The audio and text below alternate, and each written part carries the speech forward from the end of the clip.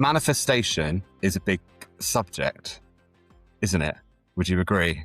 Yes, very much. I'm really keen to see if we can break it down a little bit and understand it from the ground up. So I'm really curious to know what your definition of what manifestation actually is. And if people haven't heard about it before, what is it? Okay. Right, that is a big question. Start with the big questions. Okay, Absolutely. so in very, very simple terms, manifestation is taking our dreams and our desires and making them a 3D reality in our life. And there's lots of different branches of manifestation and lots of different ways that you can approach it. But basically, it's using your energy, your thoughts, your beliefs, and your actions and your habits to make our desires a reality.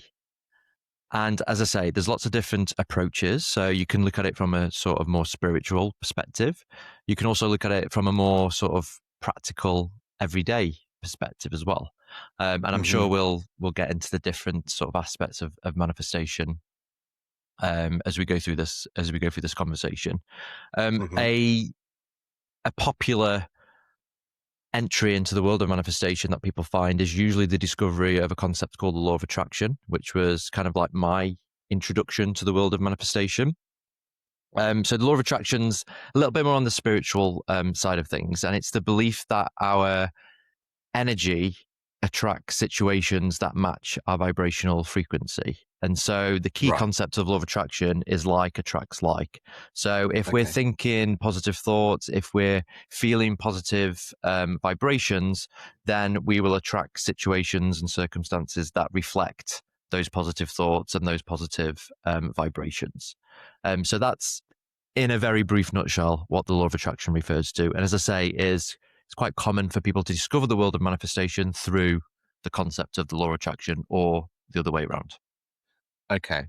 So are they the same thing? No, manifestation is more sort of the general idea of making something a reality. And then the law of attraction is a kind of a branch or a way of manifesting our dreams and desires. Okay. So manifesting is not technically the same thing. Law of attraction is related to manifestation, but they are separate things. They're separate, but they're very much related to each other, yeah. Okay. And I personally hear the word manifestation and law of attraction, but mostly manifestation used so much in day-to-day conversation. Oh, let's manifest that, or come on, you've got this, manifest it, bring it into reality. People seem to be using as an everyday term. So I'm curious to understand the history of it. Where does it come from? How old is it? Let's go back a bit first before we speed up to present day. What's your understanding of its origins? Okay.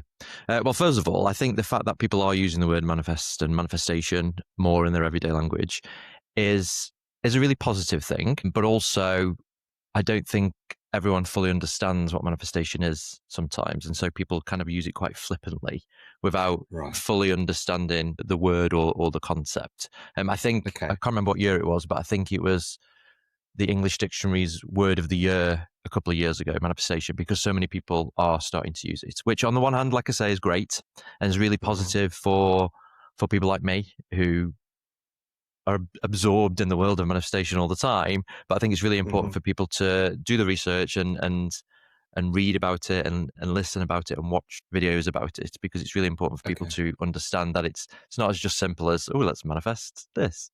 So this is why this conversation that we're having today is really great, because hopefully it's getting people to start to understand manifestation in a little bit more detail. So in terms of the origins of manifestation and the law of attraction and all of the different concepts that kind of sit under manifestation, and I'm not a manifestation historian, by the way, but that's okay.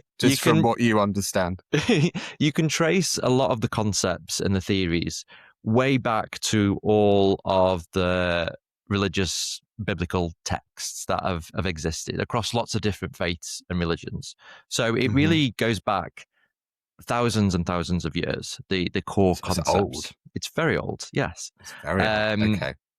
and the key concept really is using is the connection between our mind, our body, and our soul to make things a reality. And Hmm. that it's really prominent in a lot of religious texts. Um, I've got a massive interest in Buddhism, for example, and there's so many quotes from the Buddha that very much relates to the concepts of manifestation that we kind of use in the present world. So it's been around, the concepts and the theories have been around Hmm. for thousands of years through various different formats. I guess one of the most popular, more sort of recent milestones in the history of manifestation, and especially the law of attraction, was the release of Rhonda Byrne's book, The Secret, which from my work, I've realized that that is one of the books that people find and is their introduction to the world of manifestation, law of attraction. And I can speak Hmm. from my personal experience that was my case. That was the case with me as well. So I read The Secret back in 2010, and I was kind of Okay. just like blown away by the concept of the law of attraction and manifestation. Hmm. And it really, really excited me. And that's what sent me on this journey. Um, so, and that was released in, oh, don't quote me on it, around 2006, I believe. So around that time there was a huge resurgence of people who got excited again about manifestation, law of attraction. Hmm. And don't get me wrong, it was in lots of previous texts and books before then. But that was kind of the most recent resurgence in manifestation. And a lot of my Hmm. clients that I work with discovered manifestation law of attraction through that book as well. Um, Now the downside of that is that, and it goes back to what I was saying earlier, is that people read these books, um, and a lot of these books don't go into don't go into a lot of detail, and so the law of attraction it described in The Secret is described in a very sort of simple way.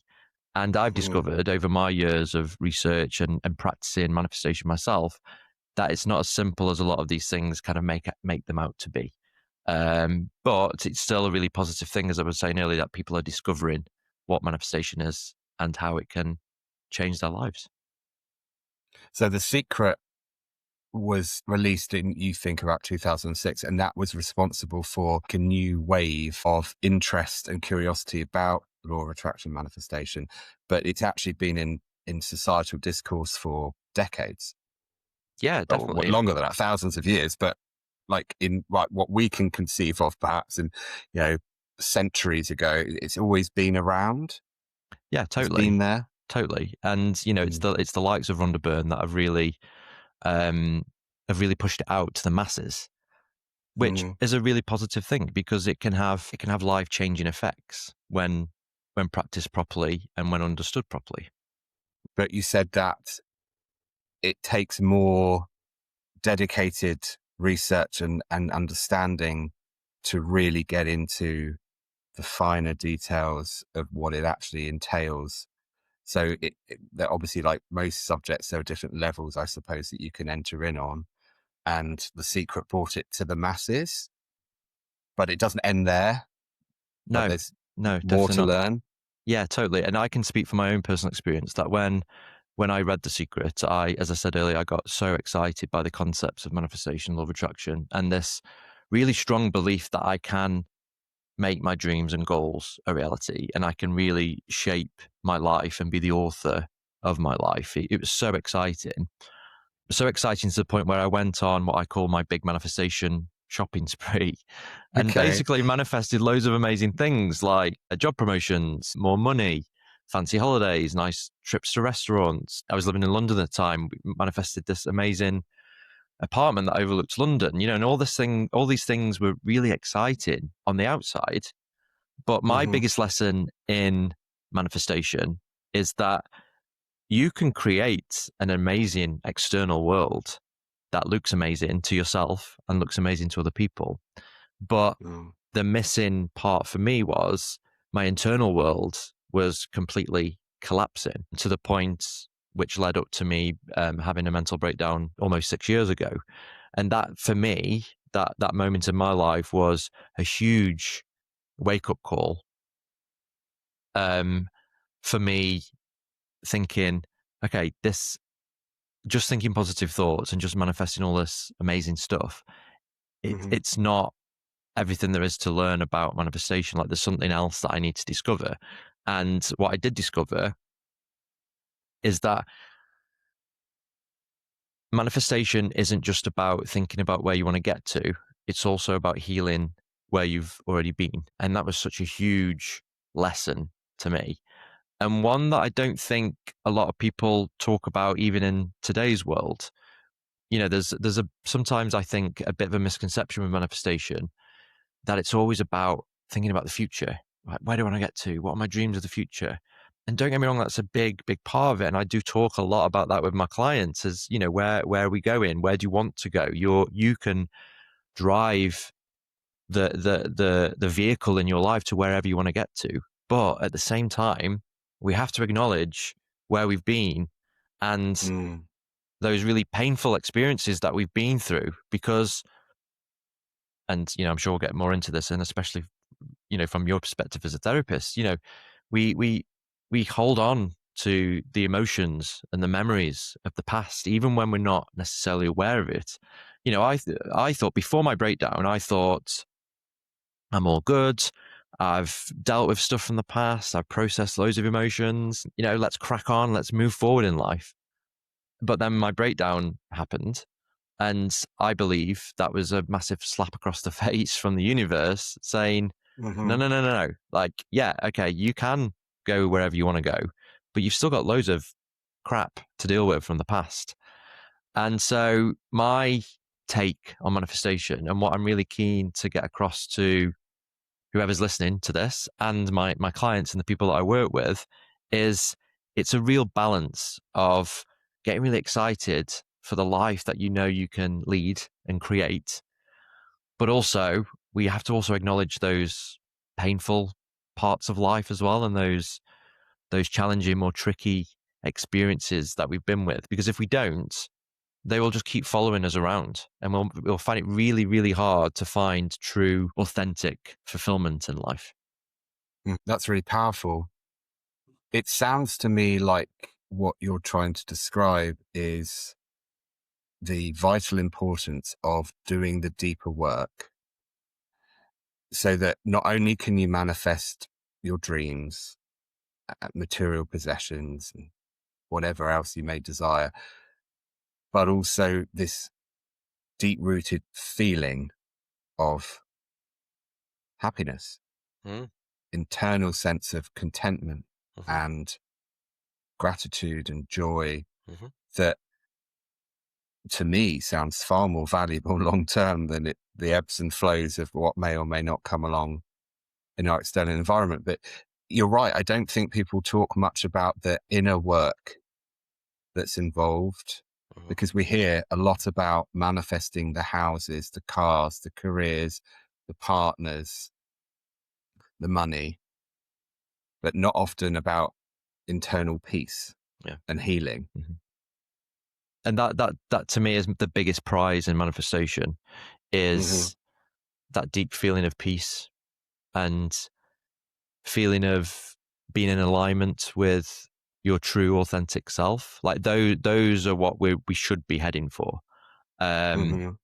and I didn't understand that until my breakdown, and I understand it now.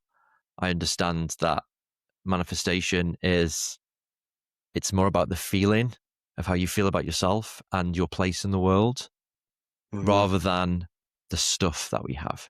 Now, don't get me wrong, I talk about the material things, and I think material things, I think money, I think houses, cars, you know, all those things can bring us a certain level of happiness, but Hmm. they bring us so much more happiness when we do the inner work as well. So, all of those things combined to me are what manifestation's about. It's about looking after your internal world but also enjoying the more external things as well. You know, those two, Hmm. for me, those two things can go hand in hand.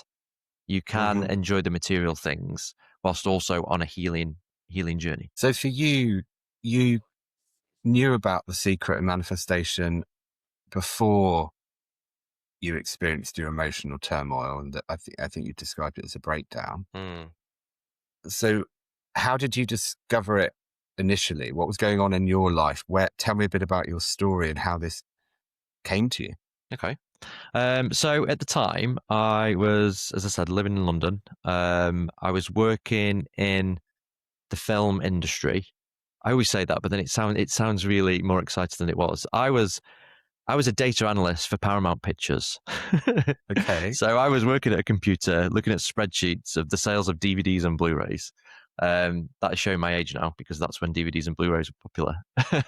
So yeah, working in the film industry sounds a lot more exciting than it actually was. But I mean, do you know what? I enjoyed it. I enjoyed that job. I enjoyed living in London. I was with my now husband back then. You know, we had a really nice life, but I felt like something was missing all the Hmm. time, and I couldn't quite put my finger on it. So I'd never really sort of dived into sort of the self development world before. But because I just felt like something was missing, I thought I need to find out what this is. You know, I need to do some work on myself. So I started getting interested in self development, and then The Secret kept showing up. So I was like, okay, this book keeps showing up. Everyone keeps saying it changes your life, and it's a really powerful book. So I was like, right, okay, I'll read it. And one of the things I really love about The Secret is it explains what the law of attraction and manifestation is in really simple terms. So that's why it's such a great book to start with, and why so many people use it as a doorway into the world of manifestation, because it's just it's quite an easy book to read. As I said Hmm. earlier, there was loads of books before that talk about manifestation, law of attraction, but not such a simple, accessible way. Hmm. So I discovered the law of attraction, and I was just like so on board with all of these concepts that, like I said, I then went on my manifestation shopping spree. And so, to answer your question, I think what brought me into this world was just a feeling of something missing. You know, and I Right. couldn't quite put my finger on it. At the Hmm. time, I thought it was these material things. I thought it was the exciting things in life, you know, the holidays, the apartments, and I started to fill those gaps that I felt.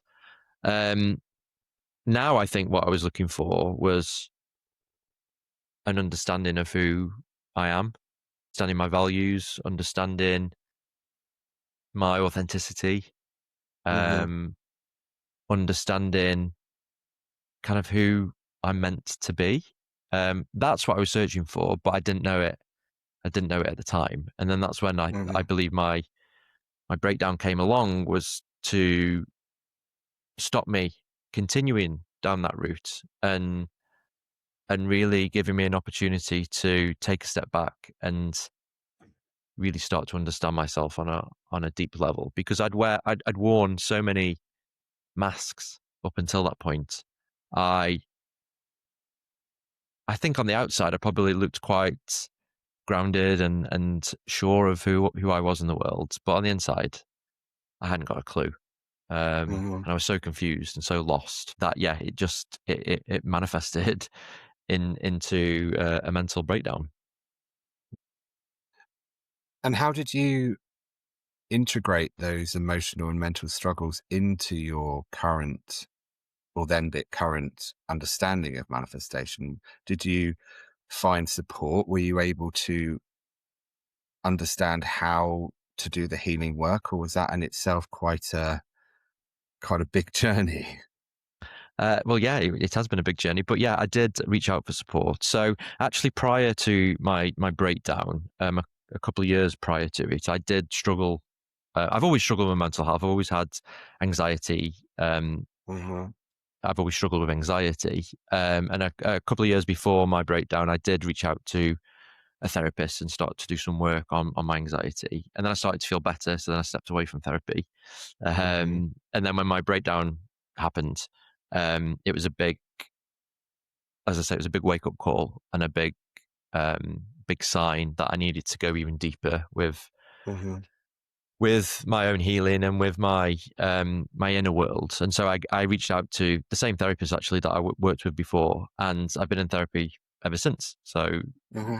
been in therapy for the last sort of 6 years, and so that's been one of the biggest supports for me is the work that I do with my therapist, and also my spirituality, just going on more of a spiritual deep dive, and Right. really starting to understand my beliefs. That's been massively healing to me, and with that Hmm. comes all of the spiritual practices that you kind of expect, like meditation and um, yoga has been massively helpful in my life. So yeah, all of those sort of typical spiritual practices that we believe in have been really, really healing to me, Hmm. um, and have really opened me up to me understanding who who I am.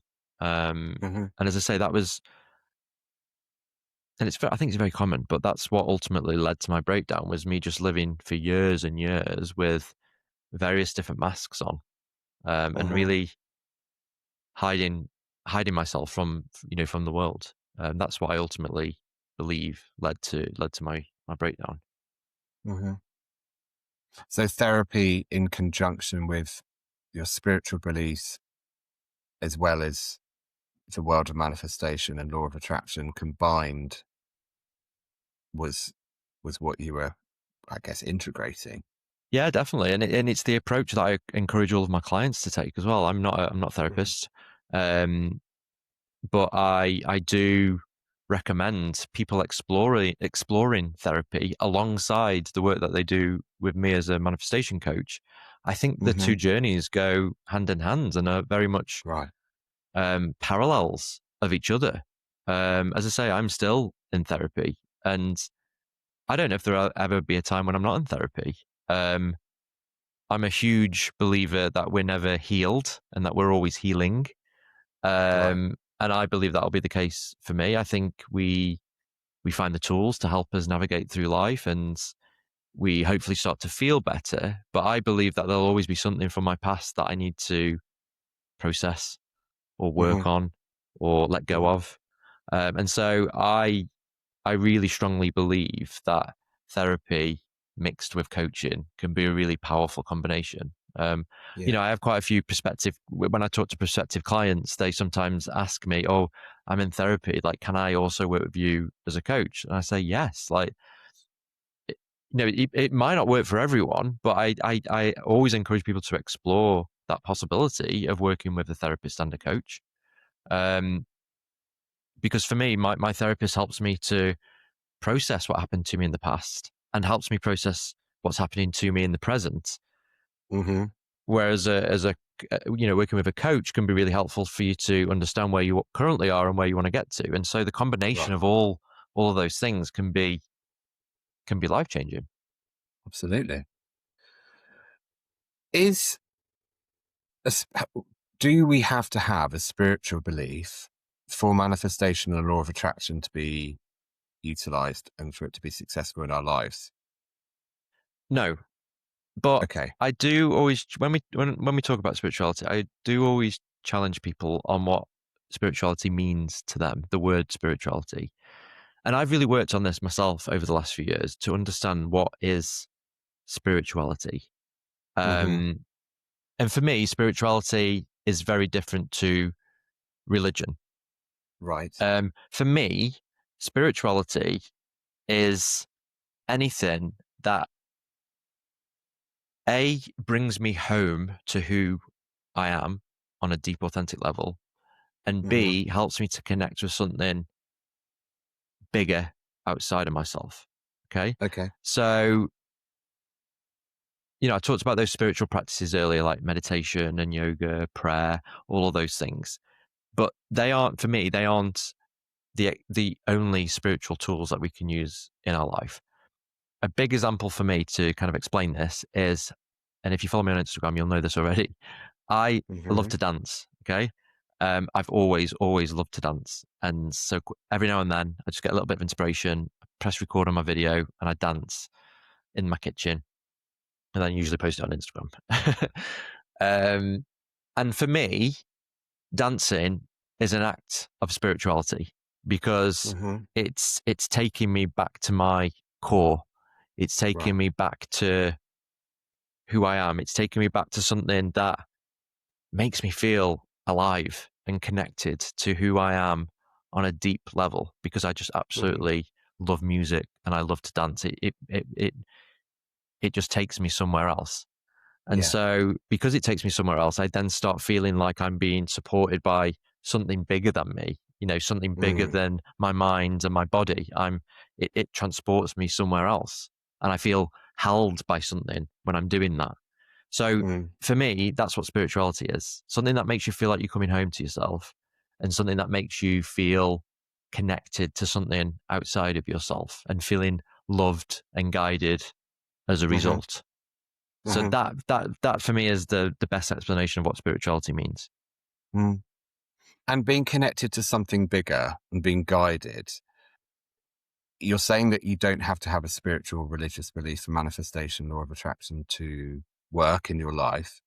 But I think, well, if you're being guided, or you hear a lot about surrendering, for example, I think, well, to what? Mm, So I mm, wonder about people's differences and in understanding if there is a higher power involved in manifestation and law mm, of attraction. mhm, Like different words for something bigger than us. I'm sure there are more than what I've listed here, but I've God, but then mm, Buddha or Allah mhm, or divinity or source, nature, the universe, spirit.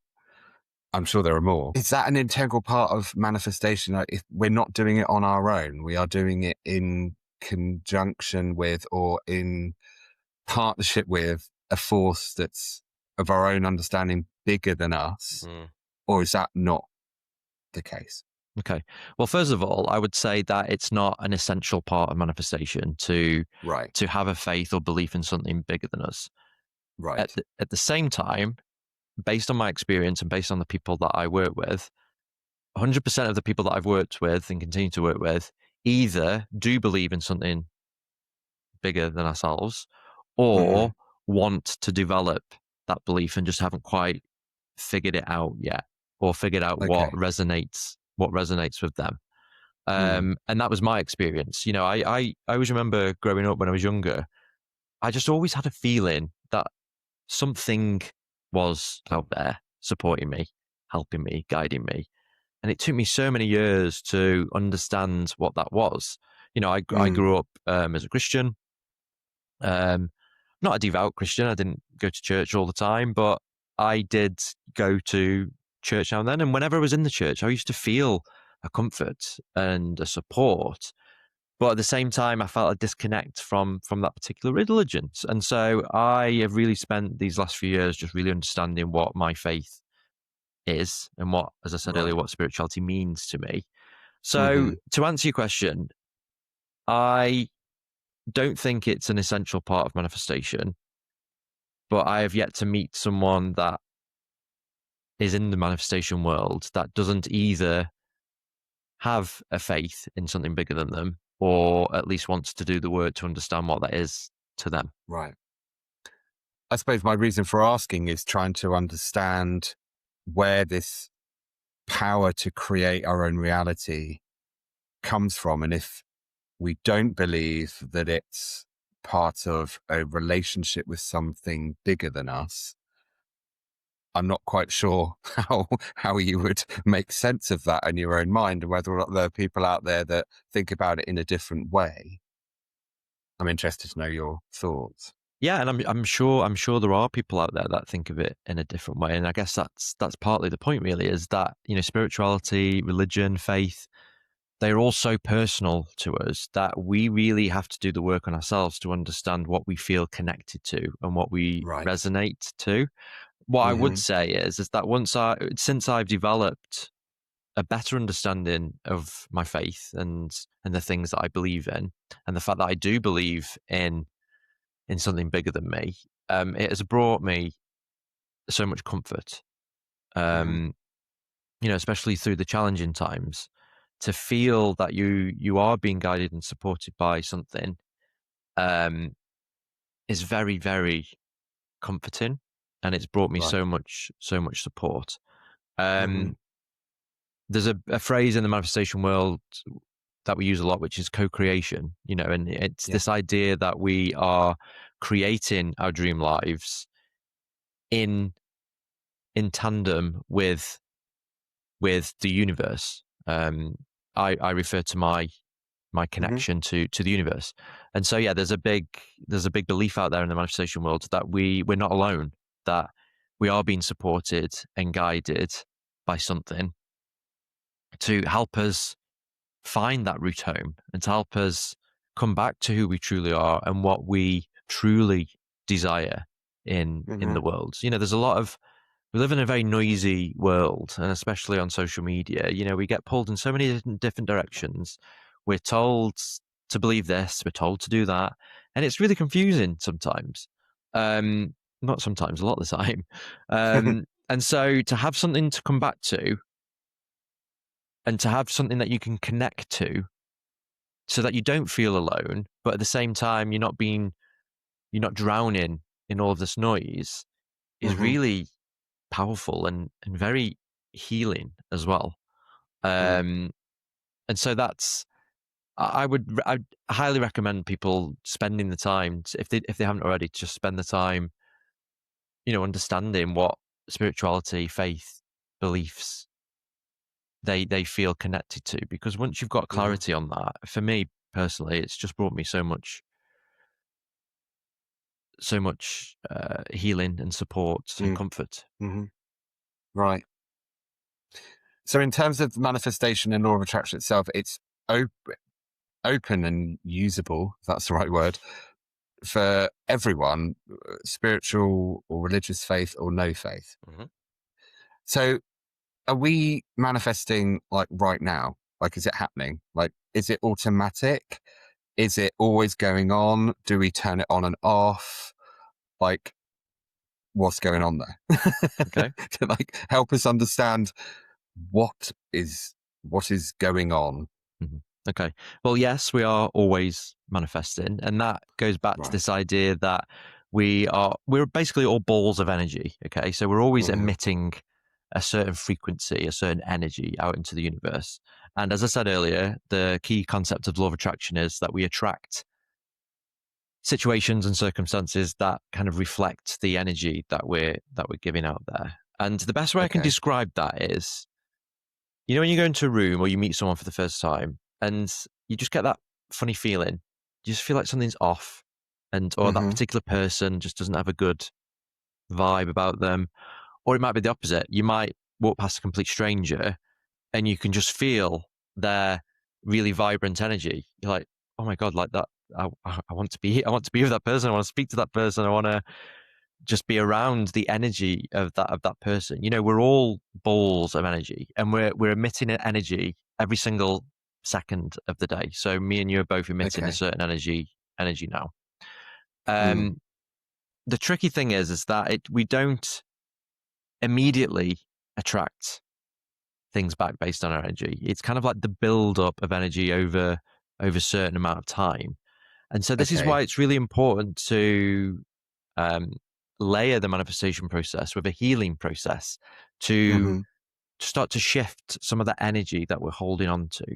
So past traumas in our lives, past difficult situations from the past, when we've been through them as children, as young adults, Mm-hmm. those emotions stay in our body, sort of physically, and until we process them through various different means, we will carry on holding on to that energy. Which emits a frequency Yeah. out. Yeah. And Okay. the energy frequencies that we're emitting are like a Mm. combination of loads of different things. It's very, it's not as simple as I'm just radiating happiness right now. I'm just radiating sadness right now. It's Mm-hmm. really sort of, there's loads of different layers of energy and emotions that we're emitting at any one time. And we know this, like we have those days where one minute we're feeling kind of like really happy, and then the next minute something happens and it triggers a memory or triggers a tricky emotion. So we're Mm. very complex beings. and the emotions that we emit and the energy that we emit are very, it's very convoluted. So Okay. it's not as, I appreciate it's not as simple as I'm making it perhaps sound, that, oh, we just need to emit positive energy and we'll attract positive things back. It's really, really complicated. But over time, and the more we embody these beliefs and these concepts, and the more that we practice these things, that's when we really start to see kind of like the magic happening, and Mm-hmm. the sort of the manifestation of all of these beliefs. The other tricky Right. part as well is that we're only in control of our own energy, emotions, and actions, right? We're not in control of other people's energy, emotions, and actions. Okay. Mm-hmm. So because of that, it still means that bad things can happen in the world, because I can't control your thoughts, I can't control your energy, I can't control your emotions, and I can't control Mm-hmm. what you do. So, and that's sometimes a bit of a sticky point in manifestation. It's like, well, I keep like putting out all these positive things, but then bad things still happen in the world. Well, yeah, that's because we can only really control our own energy Mm-hmm. field and the vibration and the frequency that we're emitting. We can't do it for other people. Right. And so that's where it can get a little bit tricky, because bad things can still happen Mm-hmm. because we can't control the whole energy of of the world. I think you speak to a point which is one of the main debates around manifestation or law of attraction or spirituality, I suppose, in a more broader context of it, where if we were able to create all of this good and manifest all of this, nice stuff into our lives, then how can there still be bad stuff happening? Mm, And I think it's really important that you identify that we're all responsible for our own thoughts, feelings, behaviors, and actions. yeah, We totally. can't we can't control what other people are doing. So if bad things are going on in the world, we can't control that, Mm, but we can focus in on how we are feeling, how we're thinking, how we want to behave, what sort of person we want to be, which is actually really empowering. But it does speak to this sort of countering of manifestation and law of attraction. It's like, well, surely people would just manifest their way out of poverty or mm, war or mm, whatever. But mm-hmm. actually, on a bigger scale, it's everyone has to take personal responsibility. Totally. But also at the same time, whilst I'm saying we can't control other people's thoughts, emotions, and actions, we can be very influential in people's lives. And Hmm. so I want to be a source of positivity to people. I want to be a source of hope for other people, Hmm. and that starts with me. So, whilst all these bad things do happen around the world, I do strongly believe that to help change the world, it starts with the change that we manifest in ourselves. Right. Um, and so, yeah, like the example that I gave earlier, there are certain people that just ooze a beautiful energy, and you want to spend more time with Hmm. those people. And It's magnetic. it's magnetic, exactly. Mm. Um, and I want to be that kind of person. I want people to spend time with me and then come away thinking, oh wow, I want to do something positive in my life, and I want to go after my dreams. I want to inspire people, um, because I've been around those people as well, those really inspiring people, and they do have the power to change people's Hmm. lives. And if everyone did that around the world would be a very, very different place. It would. It would. Going back to something you said earlier, which is actually a really big comfort for me, because I don't mind saying that I am, very much immersed in the world of manifestation myself, and I work with you. You are my coach, so there you go, big reveal. Um, One thing that I often get stuck on, and I do want people listening to this to understand that I'm guiding this conversation to help people understand it rather than me having a bias. But one thing I get stuck on is that I worry if I'm thinking negatively and that it will be damaging to my manifestation journey or to my ability to be able to bring around positive things in my life. And it's so powerful that you said it's not just like we're emitting energy in a frequency, but manifestation isn't built on just, oh, I've thought something negative, so therefore I'll attract loads of negativity. It's an accumulation of a continuous, consistent negative energy versus a positive energy. And actually that we need to start really understanding on a deeper subconscious level what energy we're putting out. But it's not, oh, I thought something negative, now loads of bad stuff is going to happen to me. It's way more like on a deeper rooted level. If I'm taking a life stance and it's a negative one, it's likely that I'm going to be attracting things I don't want. Yeah. Have I got that kind of right in some way? Yeah, there's a lot of stuff to dive into there. Okay, great. Let's do The it. first thing I would say is that if people aren't necessarily on board with this idea of energy and attracting energy, the best example I can give is, or question is actually, have you ever met someone, you know, that thinks really negatively who has a really positive life? My point is that in general terms, if you've got a negative mindset, you're not going to have as positive a life as someone that's got a really positive, optimistic mindset. And so I guess my point is that if people can't get their heads around this idea of energy, is to think of more sort of tangible examples in your life where, or even in your own life, like, oh, those days where I wake up and I'm like, right, I'm going to be positive today. You know, generally speaking, you're going to have a more positive day than if you woke up and you thought life's shit. Sorry, I don't know if I can swear on this podcast. Of course you can. Add the beep if you want to. Yeah, I wouldn't know how to get the beep to work. You know, if you wake up and you're just feeling flat and you're just not in a good mood, you know, chances are that that day, the day is going to reflect your mood. Yeah, I can get on board with that. Okay. Then like people saying, oh, I started the day thinking, oh, it's going to be a really shit day. And then this went wrong and this went wrong and this went wrong. And then I got home and I just like, everything went wrong today. Is that kind of what you mean? Yeah, totally. Okay. Now, the thing to remember is that we've all got what's called a negativity bias, okay?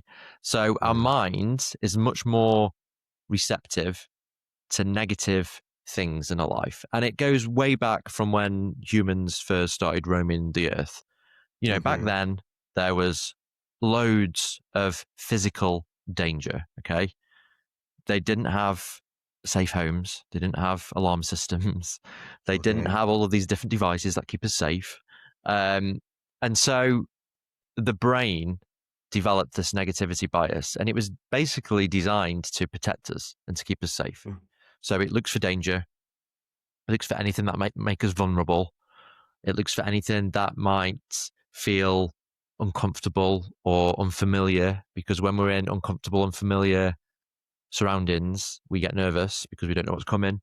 So that's the way that our mind was kind of that's the reason that our mind was designed, was to keep us safe.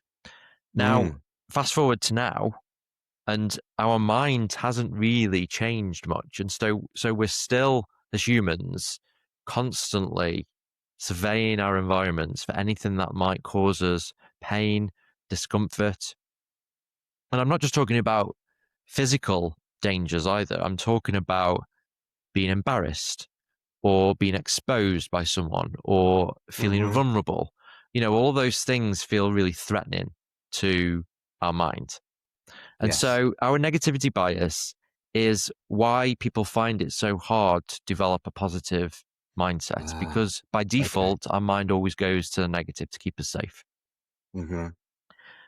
We also have what's called neuroplasticity, which basically means that we've got the power to rewire our thoughts and our beliefs. Okay.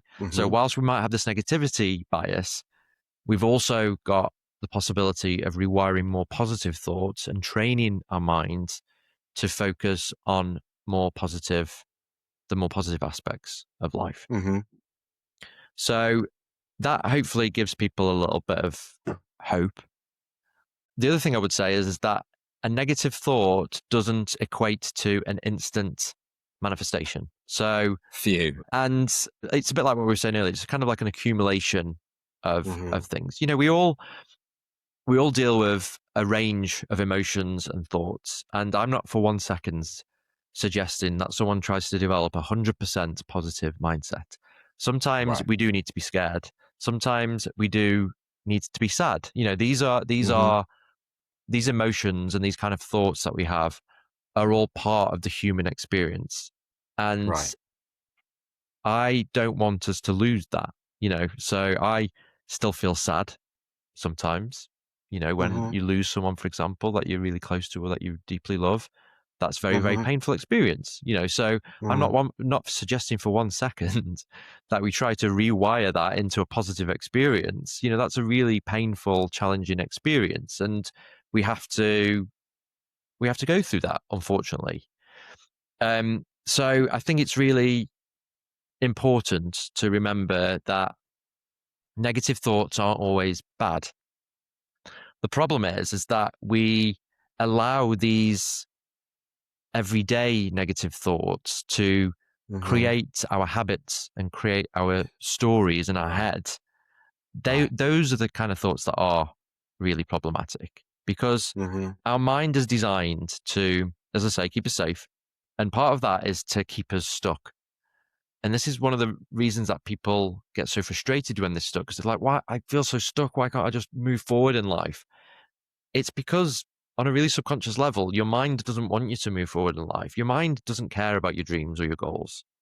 It doesn't actually really care about your happiness. It actually just cares about keeping you physically Alive. safe and alive. It doesn't really Mm. care if you're sad or happy. And so there is a part of us that doesn't care about our dreams. And so that's Mm-hmm. why we find it so hard to move forward, is because we're allowing our minds to keep us trapped in this little cage that it creates. But the more that you understand that and the more that you're aware of it, the more that you can spot your thoughts and your feelings. And Yeah. you'll realize that a lot of the time it's a protective Like a mechanism. limiting belief. Yeah, limiting belief. Your mind is very, very limiting. But again, Mm. we've got neuroplasticity. So the more that we're aware of this and the more that we practice the various different tools and exercises that are out there to develop a more positive mindset, the Mm-hmm. more we can really use the power of our neuroplasticity to train our brain to reduce the unhelpful thoughts and reduce the unhelpful emotions, Mm-hmm. and to allow us, to open that door in that cage and allow us to move forward. Mm. So for manifestation and law of attraction to be utilized or harnessed by us consciously, part of the work is by being more aware, more conscious of what we're thinking, what limiting beliefs we have, what core beliefs we have, what behaviors are perhaps blocking us from growth, and working through those to develop a more positive mindset. That feels like quite a big part of the work. To successfully manifest, you need to remove the blocks. And the blocks are negative core beliefs, limiting beliefs, harmful behaviors, unhealed traumas, all that kind of stuff. Yeah, totally. And the problem is that a lot of Okay. these things sit in the subconscious mind, so we're not conscious Right. of these things. That's what happened to me. I was Okay. carrying all of these blocks and these unprocessed emotions around with me, but I was Mm. completely unaware of it because they were all in Okay. my subconscious. Mm-hmm. And that's just very, very briefly for people that this might be new to. We've all got a conscious mind and a subconscious mind. The conscious mind is what we kind of interact with on a daily basis. It's the really clear thoughts that we have and that sort of conversation that we're Mm-hmm. consciously having with ourselves. Okay. The subconscious is actually where our deep rooted beliefs, values, lessons, experiences, they all sit in the subconscious. And Okay. the problem is that a lot of us, A, don't understand this, and B, don't have the tools to tap into the subconscious, because your subconscious is your autopilot. It's what Right. is driving your behaviors and your habits and your beliefs without you being aware of it. And Okay. so it's really important to, when you're working on your manifestation journey or when you start your manifestation journey, to A, understand that you will have blocks that you can't see, and B, start to do the work to bring them out of the subconscious so that we can consciously, do something with them and start to break those blocks down and to understand why we've got those blocks in the first place. And then what can we do to move forward with those blocks? And so Hmm. whenever someone starts working with me, the first thing I say to them is, manifestation is really exciting. We're going to talk a lot about your dreams, your goals, where you want to get to, and everyone starts, getting like really excited, like I did when I discovered the sucre. Like, woo! This is Yeah. the start of my life. The next chapter of my Okay. life. Then I'm like, but also, we're gonna have to like start talking about your blocks and Mm. those tricky parts of life and those things that are those like chains that you're locked to, because I know it can be really difficult work. It can be really confusing work. It can be really painful work at times to talk about the stuff we don't want to talk about. But Uh-huh. those are the blocks in our lives. Those are the chains. Those are the things that are keeping us from moving forwards.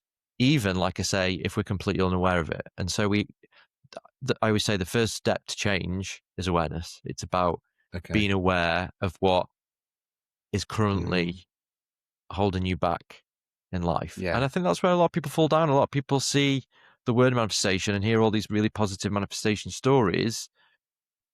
They then try to do it themselves and they struggle. And Mm. it's because they're not addressing what is currently kind of holding them back or stopping them from moving forward. Hmm. So do we manifest from our conscious mind or our subconscious mind, or a mixture of both? It's a mixture of the two. I would say that generally speaking, our subconscious is, like I say, is on autopilot, and that's what. So it's manifesting all the time. Yeah, because our mind also likes to create patterns, and again, it's a Hmm. safety thing. The more in control it feels, the more systems it has in place, the safer it feels. It's a bit like um, it's a bit like a cockpit on an aircraft. If you think about all those like scary buttons, like that's what the mind's like. And so to help it Yeah. feel safe and in control, it creates systems. And when I say systems, I mean things like patterns, behaviors, habits, Hmm. stories from the past. It starts to create patterns. So if we were made to feel like we weren't good enough as a child and that just kept happening, that is then a blueprint that has been created in the mind. You're not Hmm. good at X, or you might feel like you're not good at anything. That's a story that's been replayed over in the mind so many times that then falls into the subconscious. So the Ah, subconscious is okay. then saying to you, even if you're not aware of it, let's just say you get given a task to do at work or something, or you want to start a new project or follow a new dream, the Hmm. subconscious says you're not good enough. You're not good at that. And so we might not necessarily be aware of it, but then that the subconscious is then stopping you from moving forward.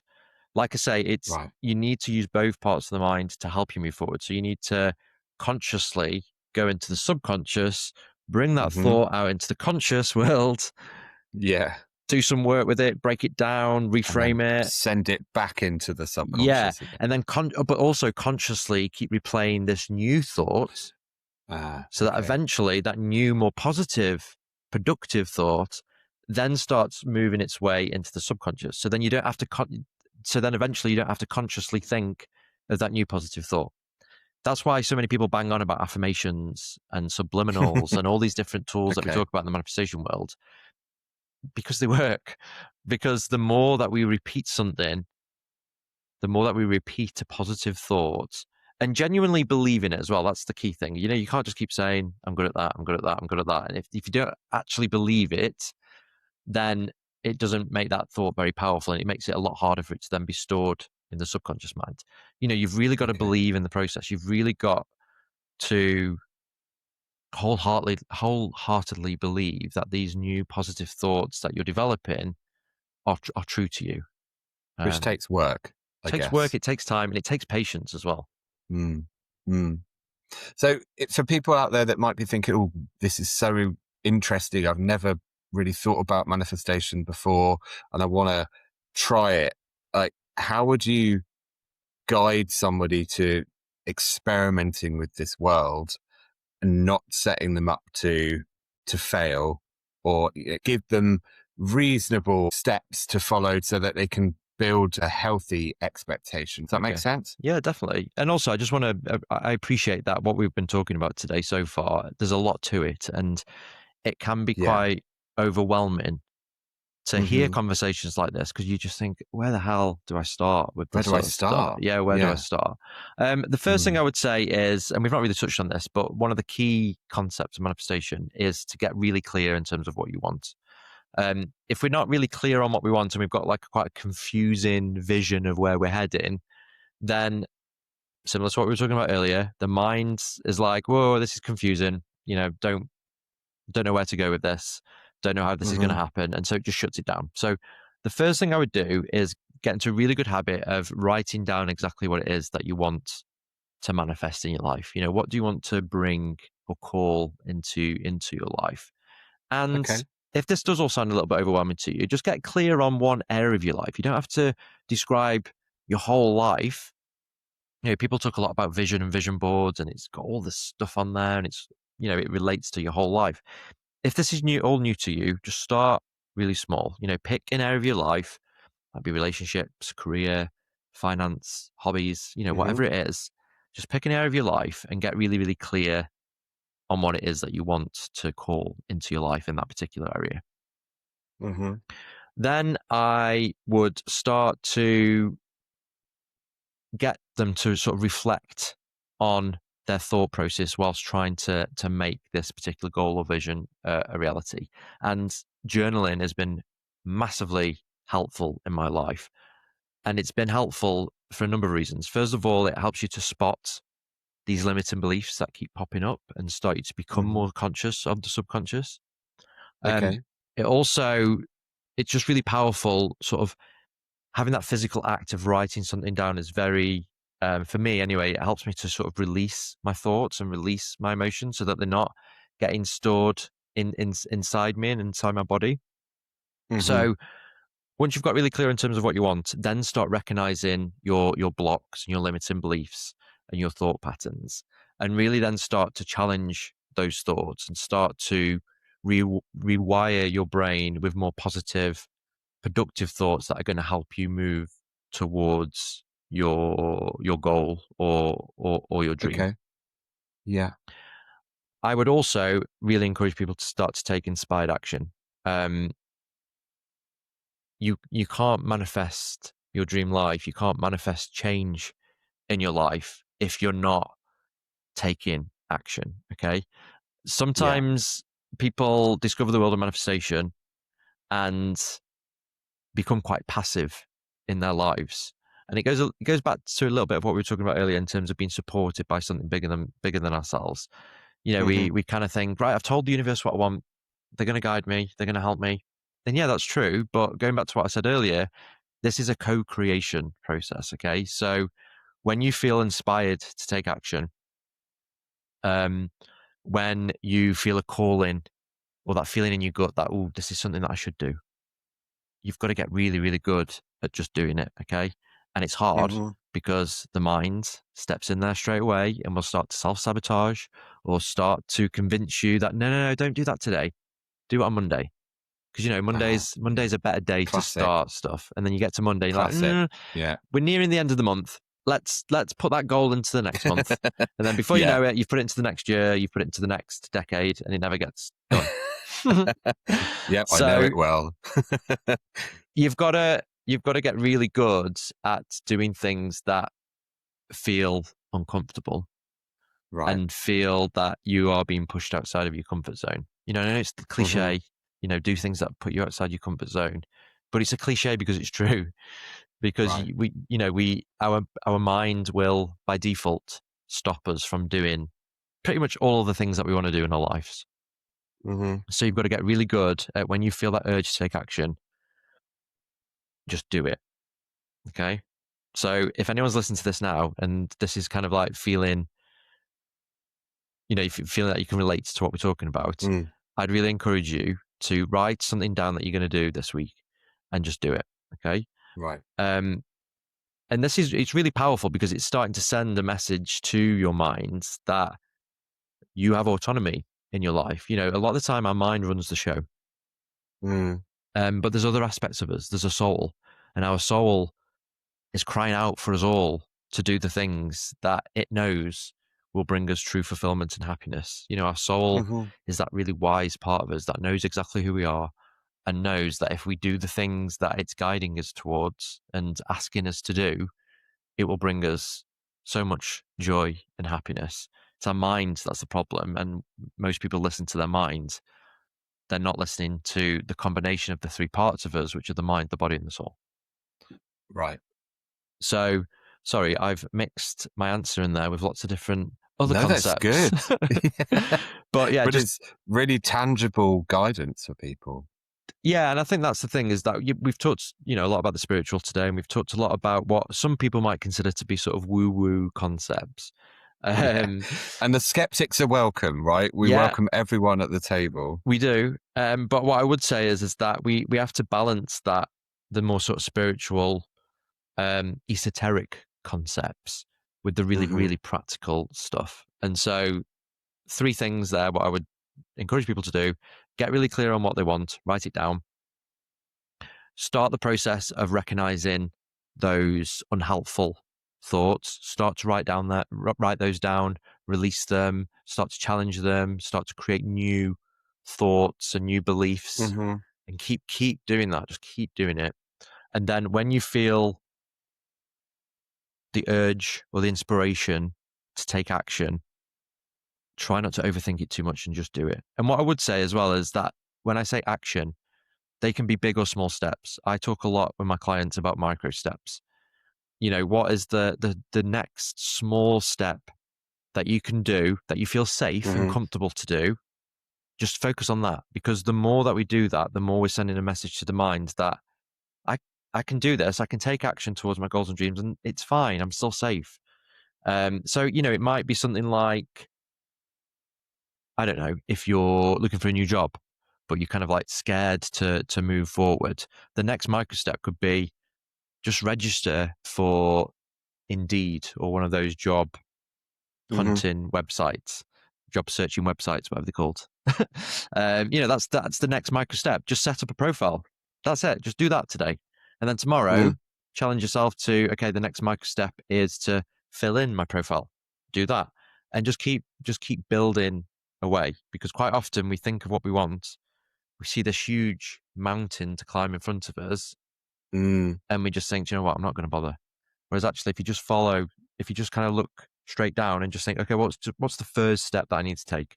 I'm just going to concentrate on that today. Do that. That's really empowering, because I think you're right. We often look at the change that we want to happen and then look at the big picture, and it's overwhelming. Mm. It's like, I don't know how to get there. I don't know how to get over that mountain. I want to, but God, if that's what it's going to take, then I don't know if I can do it. Mm. So micro steps is, I think, a great way of making it feel like it is manageable and we can do it. Yeah. And the other thing I would say is spending time with other people that share the same values and beliefs as you. Mm-hmm. Because it can be very inspiring to watch other people follow their dreams. It's also great evidence to provide the mind that, oh, if they're doing it, that must mean I can do it. So Mm-hmm. spend your time with inspirational people, and other people that are on a similar journey to you, because most people out there have got very negative views, or they project their fears onto you, and then that their fears get attached to you, and then you start to embody their fears too.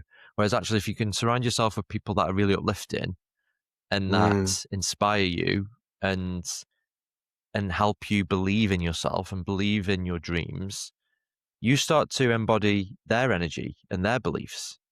Yeah. So that's hugely powerful as well. Just spending more time with people that you Mm-hmm. kind of aspire to be like. Absolutely. Can we talk a little bit about what I hear a lot in this community, help people understand what it actually means? This whole concept of living in the end result. Because I think, and I'll just speak for myself, that can be quite a confusing concept, but it feels like it's a really integral part of manifestation. Mhm. I'd love to know your thoughts. Okay. Help us. I'll, What do people mean when they say that? I'll try my best to explain it Okay. in as clear a way as possible. So let's start at the beginning. um, every possibility in the universe already exists as an energetic frequency. Okay. So what I mean is the future version of James, living your dream life, Mm-hmm. already kind of exists as a possibility, as an energy. And it's our job to try to embody as much of that energy now so that so that the distance between where we are and where we want to get to starts to reduce. Okay. Okay. Yeah. So that's what people mean when they say live in the end. And there's lots of other different terms and terminologies that people might use to describe that. What other terminologies are there? Well, a lot of people talk about future self. Oh, So, right. embodying your future self Ah, okay. now. Okay. Yeah. And so going back to what we were talking about earlier, which is sort of the energy that we emit and that we attract the Mm-hmm. same kind of energy back. If we can start to embody the energy of what our future self embodies now, we then start to attract all of those things that our future self is attracting. And so in really simple terms, it's about asking ourselves, and this is a really powerful question to ask yourself all the time, by the way, especially when making decisions in your life. Mm-hmm. What would the version of me that is living the dream life that I am calling in, what would the version of me in the future do in this very moment? And it can be really, really empowering, actually, because we do live on autopilot, like we've already talked about.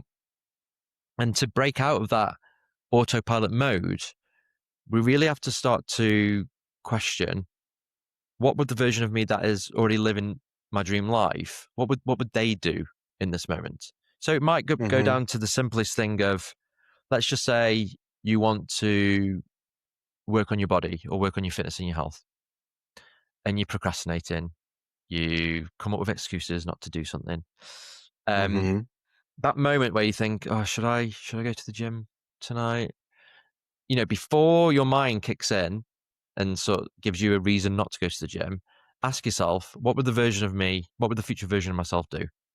And probably the future version of yourself would not even think about it. They would just go to the gym. Right. Or when you're about to eat food, and you feel like you've got that urge to binge out and, just eat loads of rubbish food, what would the future version of you do? And the more you can keep Mm-hmm. asking yourself that, the more you start to live in the end result. Okay. Does that So you're answer your trying to question? feel the feeling that your future self would feel, or putting yourself in a current feelings place that feels good. Is that right? Yeah, of course, because the version of you that is living your dream life, I'm guessing, feels really good. Would feel good about it. Yeah. Yeah. Okay. So yeah, a big part of it is to embody those good feelings. Mm-hmm. So it's about embodying the energy of your future self, embodying the thoughts of your future self, but also about embodying the actions Okay. of your future self, because that version of you living your dream life does exist in you. Right. If we go back to that simple example of going to the gym, let's just say the future version of you is going to the gym 4 times a week. That is completely possible. You can do that now, but your mind is just stopping you from doing that because of all of the beliefs and experiences that you're storing in your subconscious. But if we can just Mm-hmm. come out of that for a second and fast forward Yeah. to the person that we want to become, we realize that that version of me already exists. I just need to start to pull their beliefs and their habits and their energy and their actions. I just need to just pull them into the now. Or you could look at it the other Mm-hmm. way. I just need to catapult myself to them, Mm-hmm. ask them what they would do right now, come back, and then do it. And then Yeah. before you know, like I said earlier, the two versions of you, they start to get closer. And then eventually they start to merge, and you become the person hmm that you want to become, and you start living the life that you want to live. And I'll speak for myself. I think we're very creative with conjuring up different scenarios, different outcomes. We tell ourselves different stories. And if we can do that for or in service of the negativity, then I think we can do that in service of the positivity. So I sometimes think, oh, how do I embody that feeling now? And I think, wait, well, if I can forecast something that's going to feel really bad, I can forecast something that's going to feel really good. I've Mm, just got to practice it. And I have to remind myself to switch the frequency and go in search of a good feeling mm-hmm, rather than going in search, albeit subconsciously probably, of a bad feeling. mm, mm. So you start to get to know how to conjure up these good feelings because they're accessible, I guess, all the time whenever you want them to be. But we're so used to, for reasons you've described today, going to find the negative ones. Mm, mm. We just got to remind ourselves that we're capable of going towards the positive ones. Yeah, we totally are, and we are so much more powerful than we believe we are. And Mm, you're right. If we can imagine the worst case scenario, then we've got the ability to imagine the best case scenario. And we've all got that gift hmm of imagination, by the way. Like True. I love using my imagination. I for Mm, good, and so many times in my life, and still to this day, I use my imagination for the bad. I do imagine worst case scenarios still, but I've just got really good at stepping in there quickly and thinking, hang on. Like you say, if you can imagine that happening, why don't you try imagining the really good stuff as well? mm, And it's so much more. Life becomes so much easier, when you sit in a place of expecting good things to happen, hmm imagining good things to happen. It's a much more pleasant life to live like that. Now, and don't get me wrong, like I said earlier, bad things will still happen. Okay, Yeah. we have to apply that level of truth to all of this as well. Um, hmm but if we have if we have the opportunity to imagine something good happening, then I feel like we should use that amazing tool that we have, which is imagination. Mm, absolutely. What would you say to anyone that is somewhat skeptical of this whole subject? As I said earlier, all yeah, everyone is welcome at the table. We welcome people questioning and being curious. But for those skeptics out there, how would you encourage them to give it a go, to experiment, to try and challenge those skeptical beliefs? Like, what would you say to those folks? I'd probably just say exactly what you've kind of just said there. Really, was is to experiment Okay. Okay. and try it. Just give it a go, um, and try different things and find what resonates with you. Not everything is going to resonate with you. Not everything. You're not going to feel a connection to everything that I've said today. But if there's just hmm little glimmers of things where you think, actually, that does resonate with me a little bit, just try that, and then before you know it, things start to build. You know, um, and I imagine that if you've got to this point of listening to this episode there and you still feel a little bit skeptical, I would challenge you and ask you, well, what's the reason that you're still listening to this episode? There must hmm be a certain level of intrigue or a certain level of hope, or a certain intention to want to believe more. Um, and so if you are at this point in the episode and you're still feeling a little bit skeptical, then I would challenge you on that and ask you, actually, are you that skeptical, or is there a part of you that really wants to try all of this stuff that we're talking about, and to try hmm to move forwards? And if you can't get on board with the more spiritual side of things or the more woo woo side of things, then just really concentrate on the more practical things, which is kind of like Right. what I said earlier, is just write down what you want, start to Yeah. notice your limiting beliefs, and then start to take action, those little micro Hmm. steps. I think those sort of more practical, tangible steps, um, as you said earlier, are really empowering and can work for anyone really, regardless of Hmm. beliefs or faith. Those really practical steps work for all of us, regardless of how kind of optimistic or pessimistic you are on the topic of Hmm. manifestation. So yeah, start Hmm. start with those, and if those work for you, keep doing more of it, and just start to encourage your mind to open up a little bit more as well. That's what I had to do. I had to, when I first discovered self-development and law of attraction manifestation, my mind started opening up a little bit more. And then the more I read about it and the more I listened about it, it started to just open up even more. And I'm just so open-minded now to lots of different concepts. And, Mm. I hear people talking about manifestation, or I read about it, and I'm just like, no, that's not my interpretation of manifestation. Like that I feel a disconnect to that. And that's fine. We're all Right. human beings, and we're all wired differently, and we're all on different parts of our journey. And so I'm not expecting everyone to believe or understand everything that I've talked about today, and that's absolutely fine. Mm. Um, but I always encourage people to just at least be open minded, and read more stuff, listen to podcasts more, watch YouTube videos on the topic, spend time talking about it with other people, and really just start to understand what your beliefs are and Mm. what you feel a resonance to. Um, I think it's really important to just be really open minded about all of this stuff. And if we think about it from the perspective that if the worst case scenario, you feel happier because you've worked on some of your stuff, what's there to lose?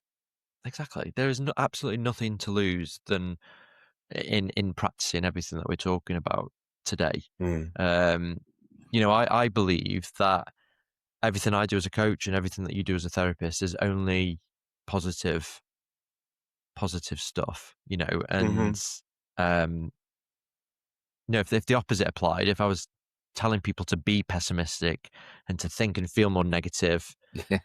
then I would be quite open to people challenging me more. But Yeah. what I'm asking people to do is to have a little bit more belief, have more Mm. faith, um, take some action in their lives, try to develop a more positive mindset. And I believe all those things can help us live healthier, Hmm. more fulfilling lives. Mm. And if we speak to the people that are listening that are perhaps more established in the world of manifestation, they've researched it, they practice certain parts of it, they feel more confident in themselves as to how it all works. And this also applies to people that are new to it. What are some of the mistakes that people make? How would you guide people away from some of the most obvious traps that people can fall into? Mm. Like, stay away from this, perhaps, because if you hear that, then that's not going to serve you. Mm. Are there things that come to mind where you think, yeah, people do make that mistake quite often in their manifestation journey? I don't really hear any other sort of manifestation coaches sort of saying anything that I don't necessarily agree with that comes to mind. But Okay. one thing, it kind of just repeats what I said at the very start, really. One thing I would say is that I do think manifestation and healing go hand in hand. And Okay. I don't hear a lot of people talking about that. And I'm really keen for that to be my message today and in all of the work that I do. I think the biggest mistake that people make is purely focusing on where they're heading and Mm. not acknowledging where they've been and the effects of that, what Right. their past has on them. So So don't leave that bit out. no, I don't think so, because it's just, oh Mm. no, so it's not, I don't think so. It's, I know so. um, and so yeah, it's not necessarily that people are telling people not to do that. I've not heard anyone say don't do that, but I don't hear a lot of people say do that. Hmm. Um, and I hope that I hope that people come away with that, is that healing and manifestation go hand in hand. hmm Um, Go And on. it's Sorry. okay to make mistakes. It's okay to try something and then have to reevaluate it because maybe it didn't work or didn't align with what we thought it was going to align with. It's okay to get messy with it a bit, and Yeah, yeah. totally, totally. And another thing I would say is that you don't have to listen to everything. I think I did say this earlier, actually. You don't have to listen to everything that I'm saying, or you don't have to listen to what other people are saying about manifestation. You just have to open your mind and feel what you feel a connection to. And if something sticks with you from today's conversation or from other conversations that you hear, that's Mm, usually a good sign that that is aligned with kind of who you are. And go, go with that.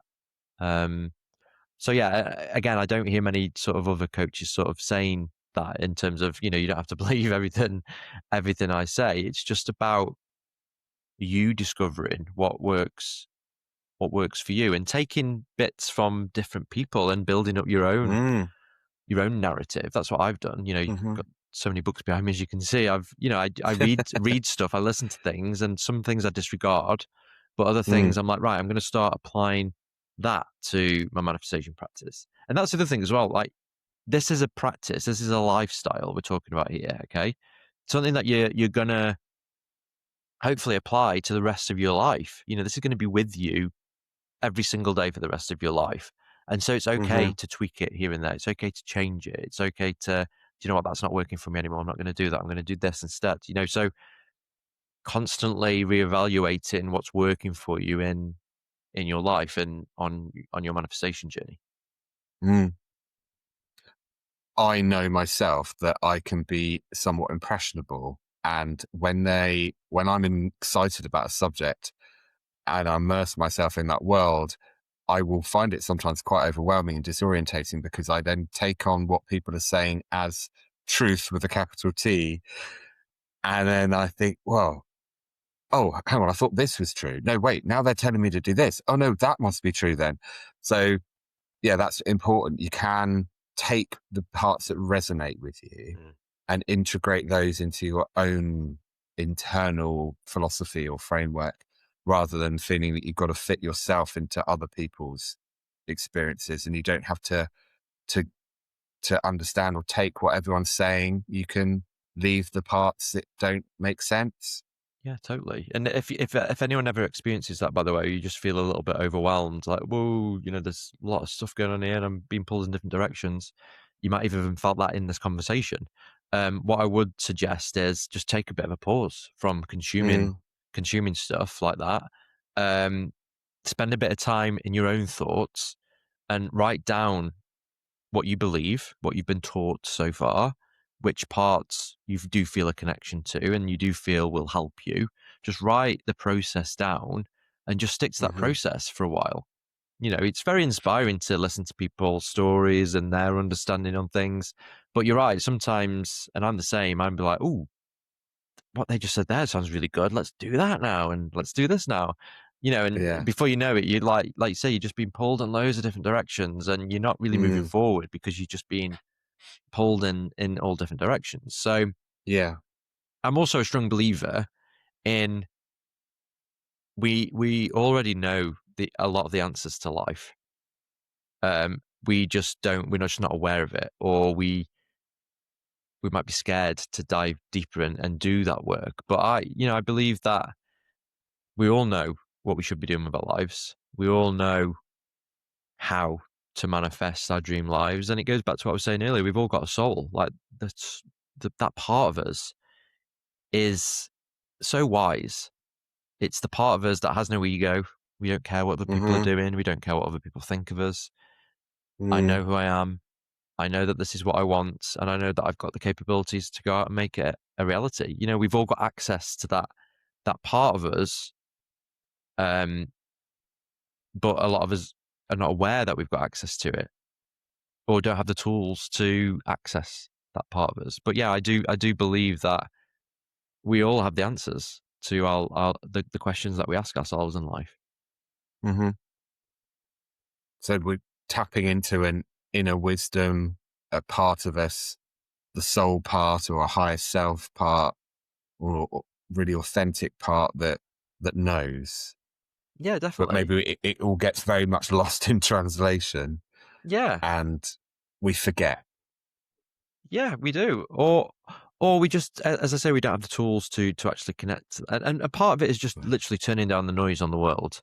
You know, Mm, it's spending time in meditation. For me, like I was saying earlier, it's dancing. You know, anything that gets you to connect with that really deep, authentic part of yourself, like mhm, that helps you to have a conversation with your soul. And the more you do all of that stuff that helps you do that, the more you start to build up a picture of this is who I am, this is what I believe, this is what I need to do, and have the belief to do it. and this is what I want, and this is what I'm capable of. Yeah, we've all got that Yeah. part of us. It's just Mm, it gets drowned by all of the noise of the world, and it gets knocked out of us when we're younger, and mhm, you know we're taught certain things that we carry for the rest of our lives, and then you sometimes get to a point in your life you're like, hang on, I don't believe all of that stuff I was taught when I was little. Like I've got my own mhm, thoughts, I've got my own beliefs, and yeah. you know it comes with time, but you eventually start to understand your own thoughts and beliefs and place in the world. Mhm. So, if people are inspired by this conversation, which I hope they are, Hmm. and they want to get in touch with you, what have you got going on out there in terms of how you work with people? What have you got on your socials? How do people learn more from you? Okay, thank you. So people can. You can plug things now. Come on, let's go for Thank you for that opportunity. it. So people can work with me on a one-to-one basis, so one-to-one coaching basis, where we can explore all this stuff in your own life and how all this relates to your own life. You know, we can uncover blocks, we can clarify your vision, we can Hmm. work on the tools and exercises to help you move towards your dreams and your desires. I also run a monthly membership called the Gorgeous Dreamers Club. And in that, every month we have a workshop where we explore a certain aspect of manifestation. Might be to do with the mindset, it might be a more spiritual workshop, it might be a more sort of practical workshop. We explore lots of different things each month. And we also have a yoga class every month, which is taught not by me because I'm not a qualified yoga teacher, but a qualified yoga teacher. I also do a live guided meditation each month. And at the start of every month, we have a goal setting session where we get clear on our goals. There's also an online private support group where the members can ask each other questions, share successes, celebrate each other, Hmm. inspire each other.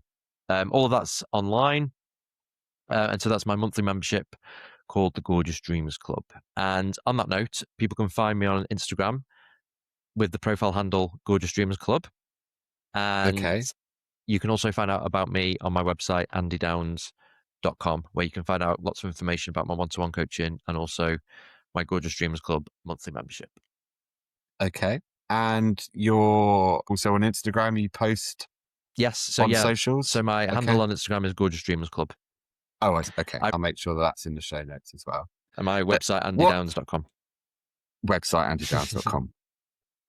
What's one thing you'd like to leave our listeners with? One thing that might get people thinking, leave them to go away and ponder on about this very big world of manifestation, law of attraction. Well, really, my mission in anything that I do, whether it's podcast interviews or my social media content, the work that I do with my clients, my message is really key. Is I want you to develop the belief that you are capable of achieving a lot more in your life than you believe. Okay, I Okay. don't think any of us have maxed out our potential yet. I think there's more for Hmm. us to do in our lives. There's more for us to manifest, and crucially, that you deserve it as well. You know, I really want people to believe that they can do whatever they want, but also that they deserve to do whatever they want. And I know we've said it a few times, but I guess taking that micro step, you know, if you can do one thing after this conversation, after you've finished listening to this conversation, I just really encourage you to just take that first micro step in whatever it is that you want to do. Hmm. And the more you just get into the habit of doing that, you'll just notice the accumulation of all those steps, and eventually you'll notice your life starting to change. So yeah, Hmm. if you can just leave this conversation with more belief in yourself and your dreams, and feel inspired to take action and actually take that action, I'll be really happy. Oh, I love that. And thank you very much for your contribution and what you do to help people. I just want to say on behalf of everybody, I can tell how much you care and how much you really want people to maximize their potential and be the best versions of themselves they can be. So thank you for everything you do in that space for helping people. Keep doing what you're doing. Thank you very much for taking the time to have this conversation with me today. Well, no, thank you for inviting me, and likewise, thank you, James, for everything that you do. It's an absolute pleasure to know you and to get to support you and to have had this conversation with you today. I mean, we could have chatted all day, Well, but you're thank you. just going to have to come back on again, aren't you? And we'll have Part to have two. more conversations. But Yeah, no, thank absolutely. you so much for having me. I really enjoyed it.